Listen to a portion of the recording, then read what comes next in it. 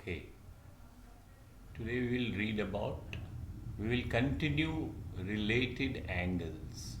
Okay, और इसका ये फोर्थ वीडियो है. फर्स्ट थ्री वीडियोस हमने बनाई हैं G7 सीरीज़ में. ठीक है, G stand for geometry, seventh basically level 7 के लिए. तो हमने 2.1, 2.2, 2.3 और आज हम 2.4 वाला वीडियो बनाएंगे जो रिलेटेड एंगल्स के बारे में बता रहे हैं. रिलेटेड एंगल्स हमने पढ़ा पिछले वीडियोस में, जो एक दूसरे के साथ रिलेटेड यानी कि उनका कुछ रिलेशनशिप है उन एंगल्स का. आज हम पढ़ते हैं ट्रांसवर्सल क्या होता है और वो कैसे एंगल्स बनाता है. ट्रांसवर्सल एक ऐसी लाइन है जो दो लाइंस को इंटरसेक्ट करती है at two different points. Suppose you have two lines. Okay, these are two lines, line A B and line C D, and there is a third line. For example this is line E F. अगर हम points से line को describe करते हैं तो हम उसको line या लाइन सेगमेंट कैपिटल लेटर्स में लिखते हैं और ऊपर हम बार लगाते हैं. और इन लाइन का हम नाम भी लिख सकते हैं. अगर मैं ए बी और सी डी ना लिखूं, फॉर एग्जाम्पल मैं इन पॉइंट्स को ना लिखूं, इसको मैं रब करता हूं, और इस फर्स्ट जो पहले ए बी थी उसका मैंने नाम रखा फॉर एग्जाम्पल एल. तो फिर मुझे अगर ये लाइन या लाइन सेगमेंट एल है तो फिर स्मॉल लेटर में मुझे ड्रॉ करनी है. I have to show it as a small letter. जैसे ये लाइन सी डी है, अगर इसका मैंने नाम रखा for example line M, then I have to write in a small letter. So I can say there are two lines, line L and M, and the third line, इसका भी नाम बदल देता हूँ. फॉर एग्जाम्पल इसका नाम line का रख दिया, इस लाइन का नाम रखा P. So there are two lines L and M and they are intersected by a third line, line P, at two different points. ये दो अलग अलग पॉइंट है. जैसे ये एक पॉइंट है, ये एक पॉइंट है. So two different points पे अगर एक लाइन इंटरसेक्ट करती है, इस लाइन को हम बोलेंगे ट्रांसवर्सल. ओके, इसमें खास चीज़ ये है कि ये दो पॉइंट्स जो हैं अलग अलग होने चाहिए. अगर मान लो ये एक लाइन है, ये दूसरी लाइन है और ये तीसरी लाइन है, अब ये थर्ड लाइन जो है P, ये इन दो लाइंस को एक ही पॉइंट पे इंटरसेक्ट करती है, तो हम इस P को ट्रांसवर्सल नहीं कहेंगे. दो अलग अलग पॉइंट्स होने चाहिए.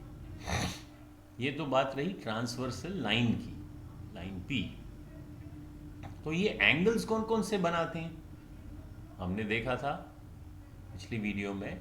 जैसे ये दो लाइंस हैं और ये एक ट्रांसवर्सल है, तो ये ऊपर वाली लाइन चार एंगल्स बनाएंगी और नीचे वाली भी चार बनाएंगी.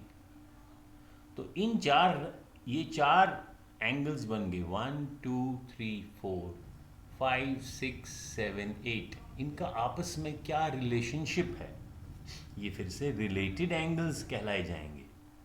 तो पहले हम सीखते हैं कि इनका नाम क्या है. देखो, अगर ये दो लाइंस हैं और ये तीसरी लाइन ट्रांसवर्सल है, जो एंगल ये लाइन L है, इस लाइन के ऊपर और ट्रांसवर्सल लाइन के लेफ्ट में, तो ये वाला एंगल लाइन L के ऊपर और P ट्रांसवर्सल के लेफ्ट में. ऐसे ही अगर दूसरा एंगल जिसकी पोजीशन इसके समान है या इसके सिमिलर है, इस लाइन के इस एंगल के सिमिलर है, यानी कि इस लाइन के ऊपर और ट्रांसवर्सल के left. So these two angles are similar and these are called corresponding lines.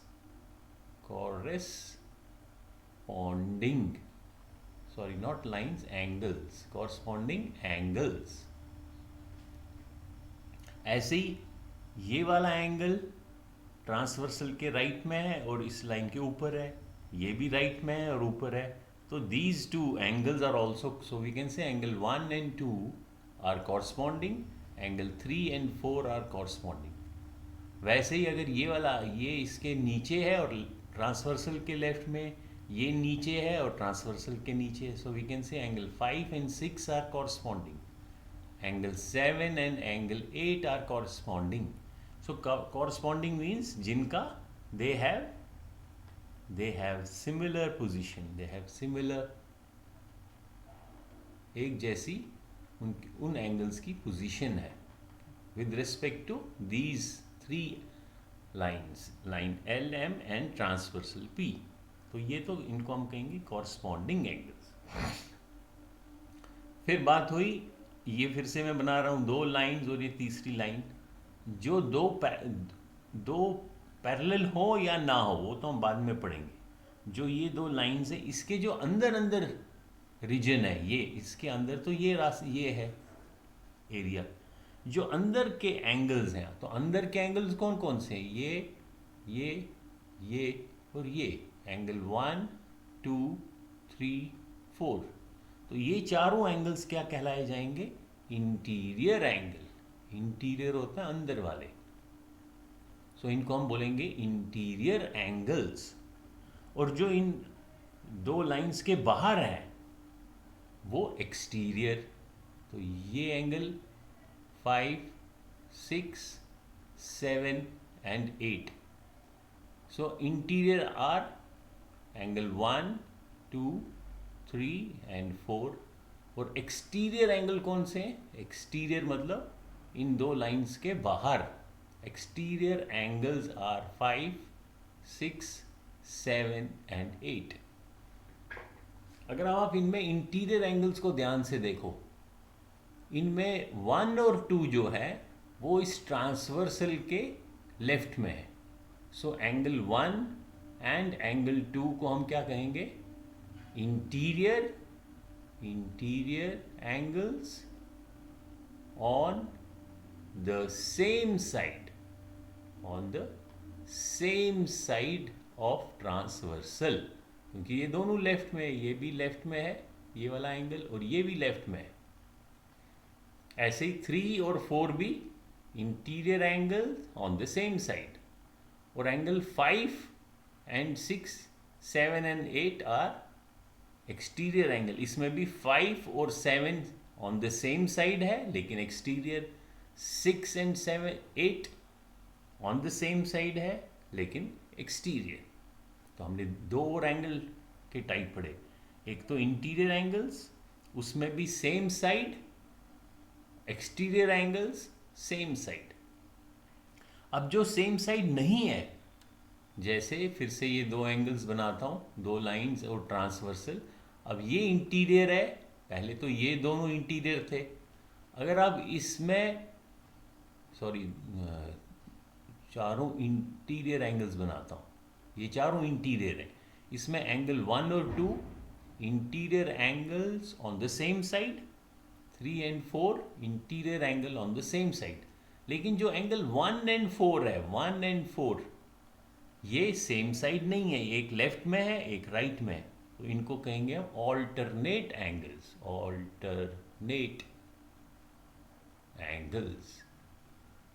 तो ये 1 and 4 क्या बन गए? इंटीरियर है तो अंदर, इंटीरियर ऑल्टरनेट एंगल्स। और कौन कौन से हैं? 1 and 4। ऐसे ही 3 and 2, इस डायग्राम की बात कर रहा हूँ। एंगल 3 and एंगल 2 ये भी ऑल्टरनेट एंगल है। तो ऑल्टरनेट एंगल को अगर आप ध्यान से देखो, ये ऐसी लाइन आ गई, ये ऐसी आ गई, ये ऐसी आ गई, तो आप ध्यान से देखोगे ये एक प्रकार से Z की शेप बनाता है, शेप ऑफ Z। तो और ऐसे ही अगर हम ये ड्रॉ करें, ये और ये क्या है? एक लेफ्ट में है एक राइट में, सो ऑल्टरनेट एंगल है लेकिन एंगल L और M के बाहर है दोनों। So these are alternate. पहले ऑल्टरनेट लिखो या पहले एक्सटीरियर लिखो, एक ही बात है, ऑल्टरनेट एक्सटीरियर। या एक्सटीरियर ऑल्टरनेट। ठीक है। सो इन ये टोटल जो भी 8 एंगल्स हैं इनके अलग अलग नाम है। वो अब मैं आपको एक डायग्राम से दिखाता हूँ। एक टूल है जियोजेब्रा, उसने अच्छी तरीके से एक्सप्लेन किया। ये देखो अब इस टूल को अगर हम देखें, देखो हमने ऊपर क्या सिलेक्ट किया है, कॉरस्पॉन्डिंग एंगल्स। तो ये दिखा रहा है। और फर्स्ट पेयर, पेयर मतलब जोड़ा, फर्स्ट पेयर कौन सा है, ये वाला और ये वाला। तो ये दोनों राइट में है और ऊपर है, सो दे आर कॉरस्पॉन्डिंग एंगल्स। अगर आप सेकंड पेयर देखना है, इसको मैं क्लिक करता हूँ, देखो ये दोनों लेफ्ट में है और ऊपर है। थर्ड पेयर दिखाता हूँ, ये दोनों राइट में है और नीचे है। किन के नीचे है, इन लाइंस के, ए बी, जो ये लाइन और ये लाइन है इनके नीचे है। फोर्थ पेयर देखना है, ये देखो दोनों लेफ्ट में है और नीचे है। तो ऐसे पहचानने हैं ये एंगल। कौन से एंगल्स हैं, कॉरस्पॉन्डिंग एंगल्स। अब हम दूसरा एंगल देखते हैं, ऑल्टरनेट एंगल्स। अब देखो ऑल्टरनेट एंगल यानी कि एक लेफ्ट में होगा और ट्रांसवर्सल के, ट्रांसवर्सल ई एफ है, एक लेफ्ट में है तो दूसरा राइट में है। अब इसके भी अलग अलग जोड़े देखते हैं, अलग अलग पेयर्स देखते हैं। ये तो फर्स्ट पेयर था, इसमें सेकंड पेयर कौन सा है, ये देखो एक राइट में है एक लेफ्ट में। ये दोनों इंटीरियर है और ऑल्टरनेट है।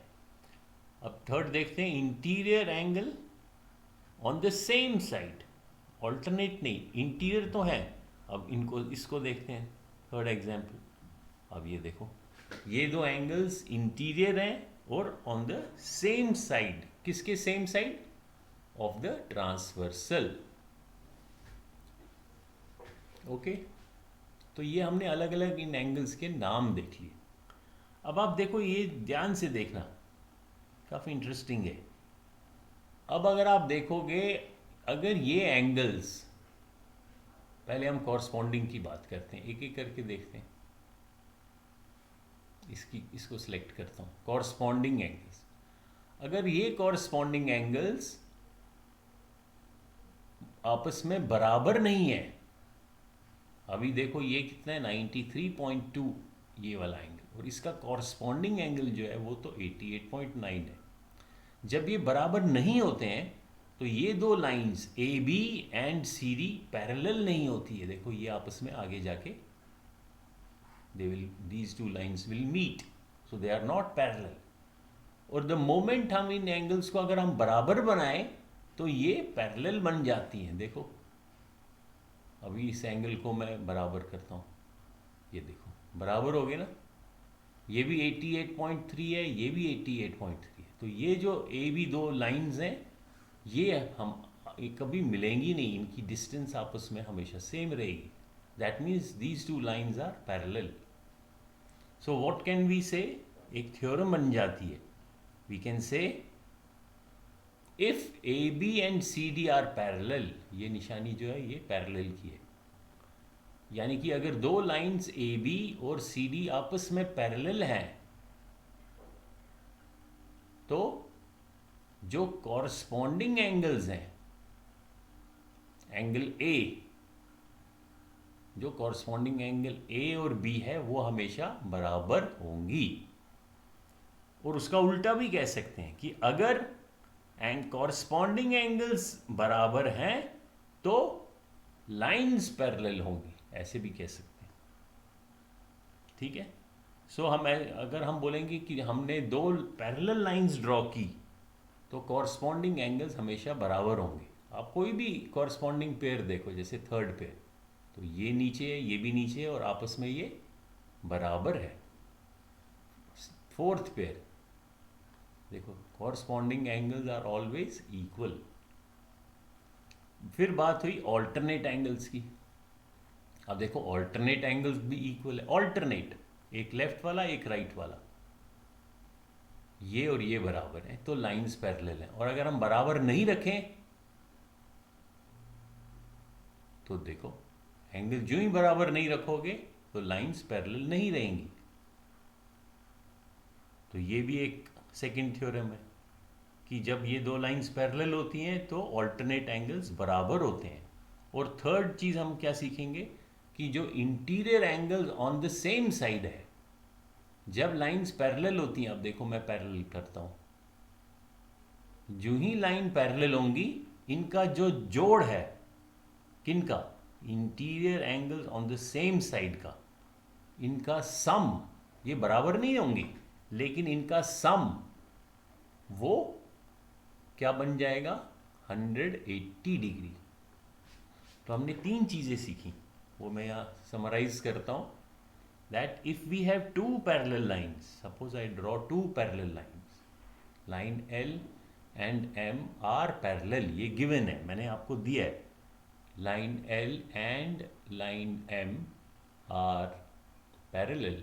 पैरेलल मीन्स वो कभी आपस में नहीं मिलेंगी, तो मैं इसको ऐसे भी लिख सकता हूँ, line L parallel to line M, and this third line is a transversal line, line P is transversal, तो क्या क्या हमने सीखा कि पहले तो 8 एंगल्स बनेंगे, उनके नाम लगाते हैं, 1 2 3 4 5 6 7 8।